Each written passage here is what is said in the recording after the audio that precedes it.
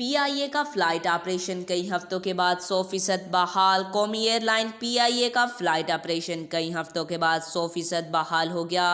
आज कराची, लाहौर, इस्लामाबाद समेत तमाम परवाजें शेड्यूल के मुताबिक उड़ान भरेंगी। ARY न्यूज़ के मुताबिक PIA का फ्लाइट ऑपरेशन 3 हफ्तों बाद 100% बहाल हो गया। आज कराची, लाहौर, इस्लामाबाद समेत किसी भी एयरपोर्ट से कोई परवाज़ मनसूख नहीं की गई। PIA हुकाम का कहना है कि कराची से सघड़ परवाज़ 16 दिन और इस्लामाबाद सघड़ परवाज़ें 14 रोज़ बहाल हुईं। PIA इंतज़ामिया के मुताबिक इदारे में माली बुरहान और ईंधन की फराहमी रुके जाने पर गुज़िश्ता 3 हफ्ते में 800 से ज़ायद परवाज़ें मनसूख हुईं। याद रहे, वज़ारत मज़हबी अमूर ने PIA को 50 करोड़ रुपए से ज़ायद की वाजबात अदा कर दिए थे और PIA को 550 मिलियन रुपए मिल गए थे।